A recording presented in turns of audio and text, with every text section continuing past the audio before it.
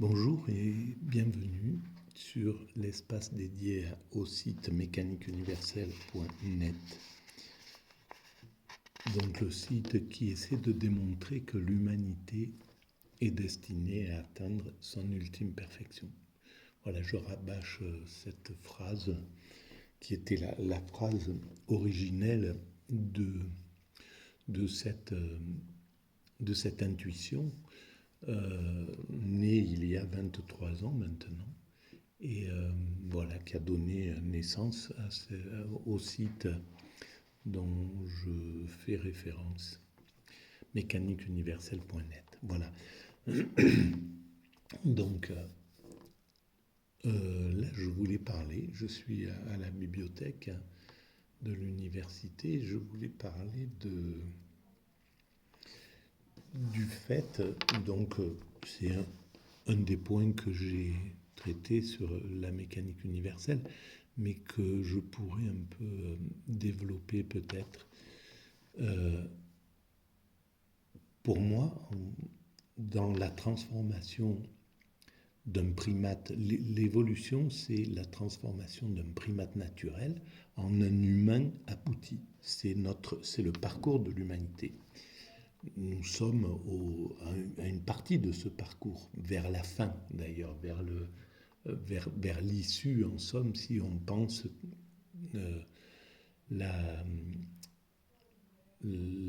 réalisation en fait de cet humain abouti, pas très loin devant nous en fait. Pour moi, il y a encore quelques siècles d'évolution, mais nous avons fait le plus grand chemin de cette évolution entre le moment où où nous nous sommes distingués génétiquement des autres primates et aujourd'hui, voilà, il y a eu des centaines de milliers d'années d'évolution et à mon sens, nous avons construit toutes les structures pour fonctionner universellement. Nous commençons à travailler notre psychologie, on voit bien qu'on a à peu près toutes les cartes en main. Il suffit de les développer, de les travailler sur tous les plans. On peut arriver à faire, dans cette évolution, sur la mécanique universelle, j'essaie de dire que nous développons trois grands chantiers. Nous avons trois grands progrès en somme. La maîtrise progressive de notre comportement. C'est voilà, entre le primate naturel que nous étions et aujourd'hui, nous maîtrisons beaucoup mieux notre comportement. Évidemment, il y a tout un tas de pathologies. C'est justement ce que je voulais soulever aujourd'hui sur cette vidéo. Mais bon, je vais continuer à préciser. Maîtrise progressive du comportement, maîtrise progressive de notre environnement, de la meilleure adaptation possible, et c'est-à-dire arriver à la perfection écologique. Mais on y va. On voit bien qu'on vient qu'on vient de s'investir de façon intense dans cette voie et la maîtrise progressive de notre questionnement. Qui sommes-nous, d'où venons-nous, etc. Voilà les grandes questions existentielles. Et on voit bien aussi que de ce côté-là, on fait des progrès, même si chaque fois qu'on avance vers l'horizon, chaque fois qu'on découvre des nouvelles choses sur la matière ou sur l'origine de l'univers, ça pose des questions encore supérieures, etc.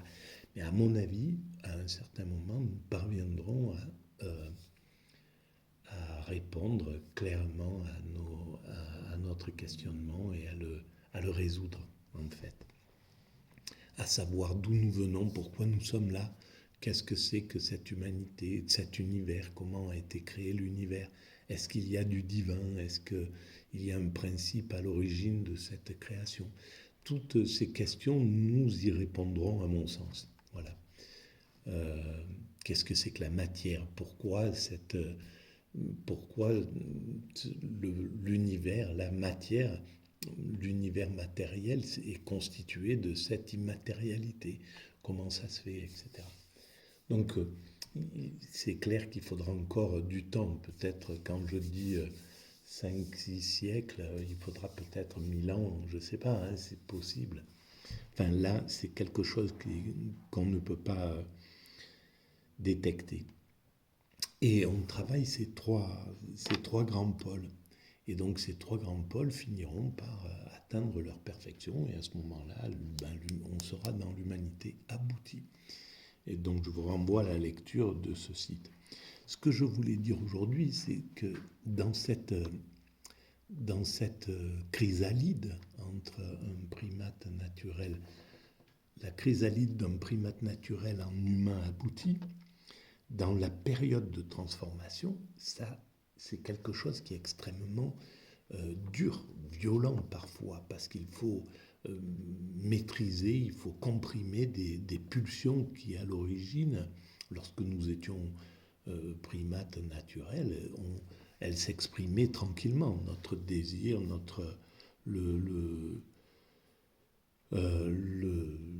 voilà, tout un tas de choses ont dû être comprimées. Et dans la maîtrise de ce comportement, ça entraîne une certaine violence, une certaine difficulté psychique.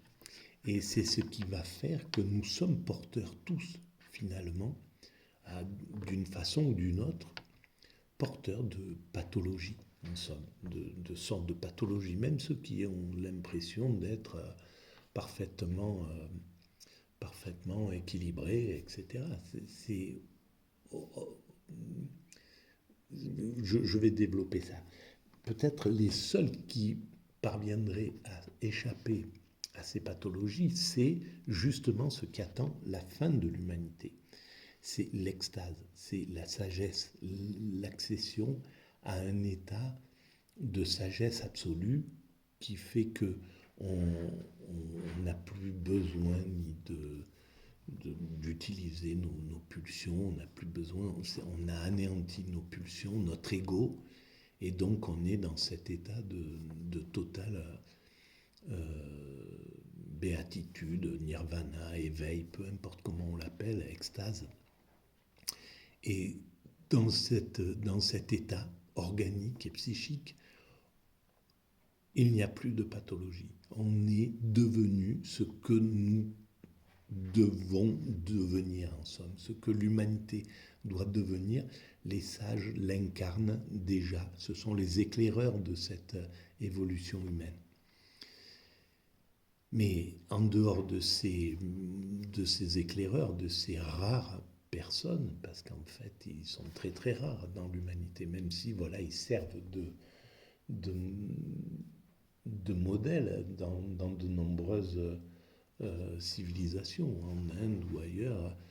Les plus sages dans l'islam sont vénérés, en somme. Et l'Occident a dû se décentrer un peu pour développer le progrès, pour développer d'autres choses pour l'humanité. Mais voilà, il sait, l'Occident, que la sagesse est quelque chose qui est au-delà. Et c'est pourquoi quelqu'un qui a l'air tout à fait bien équilibré, etc., qui a réussi sa vie au sens où l'Occident l'entend, qui a sa Rolex au poignet, bon voilà, sans aller jusqu'à là, mais pour dire qui est bien équilibré, en fait, est dans une pathologie, parce qu'il ne comprend pas l'existence. Alors il a réussi, il est bien acclimaté au système, il a gagné sa vie, il est à l'aise, etc. Mais il ne comprend pas. Il traverse l'existence un peu comme on pourrait dire, dans une sorte d'addiction. L'addiction au plaisir, à l'argent, au travail, au pouvoir, peu importe. Mais il est dans une addiction. Donc il est il est pas, c'est pas quelqu'un de, il n'est pas dans la, il est porteur de pathologie en somme. Alors après, il y a les pathologies qui sont un peu plus caractéristiques.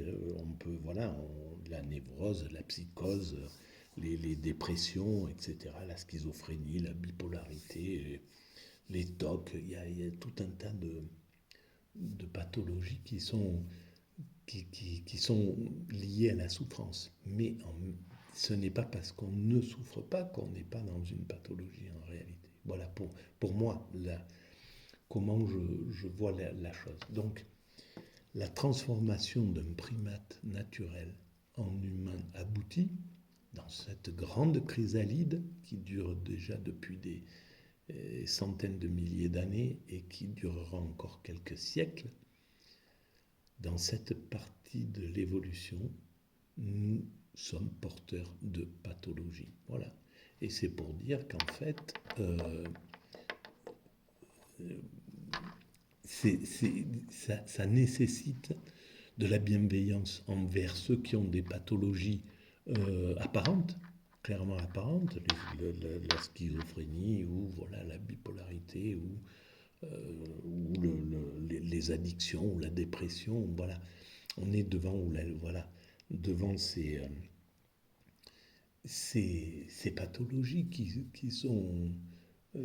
font de la souffrance et on a tendance dans la norme à se dire ben nous on est normal, on est voilà, nous sommes normaux et voilà se distinguer avec tout ce que ça peut comporter de mépris, voilà de maltraitance parfois, etc.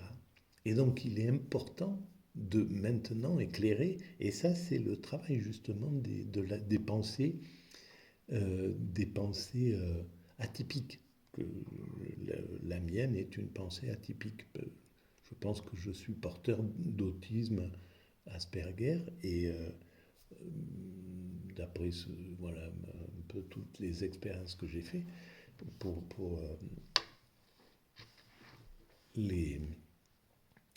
bon bref, je suis porteur de cette entre autres, parce qu'il y a sans doute il y a tout ce qui peut dériver aussi de cet état-là, de cette forme psychique, de ce fonctionnement psychique, la dépression, des addictions, les phobies, tout un tas de choses euh, qui sont souvent corrélées à l'autisme. Mais cet atypisme permet de dire des choses qu'on n'entend pas de façon claire. Voilà, le fait que nous sommes tous porteurs de pathologies, que le milliardaire, celui qui a l'air d'être tout à fait normal et bien adapté à la société, est aussi porteur de pathologies. Parce que c'est la logique de l'évolution jusqu'à ce qu'on atteigne cet état de perfection, de sagesse absolue. À partir de là, nous serons l'équivalent en somme de ce que nous étions en tant que primates naturels, qui n'ont pas ces pathologies, parce que simplement ils sont pas dans une transformation, ils sont gérés par par un instinct, par tout un tas de tout un tas de moteurs inconscients, de moteurs en dessous qui font que leur organisation sociale, leur organisation de vie et leur organisation de pensée est tout à fait bien adaptée à leur monde. Ils ont atteint une sorte de perfection à ce niveau-là. Mais l'humain cherche une autre perfection. Et dans cette perfection, il y aura un état de paix, de tranquillité, comme celui que connaissent nos cousins primates, mais en même temps, nous serons déliés de tout ce qui empêche nos cousins primates d'atteindre l'extase de façon facile, c'est-à-dire l'agressivité, les systèmes dominants-dominés, le, les, la vulnérabilité avec les prédateurs, avec les caprices du climat, etc. Voilà, tout un tas de choses qui expliquent au fond pourquoi l'humanité est sortie de cette nature qui pourrait être au fond assez bonne à vivre, douce à vivre. Hein. Il n'y a pas de travail, la vie semble assez paisible chez les chimpanzés ou chez les bonobos,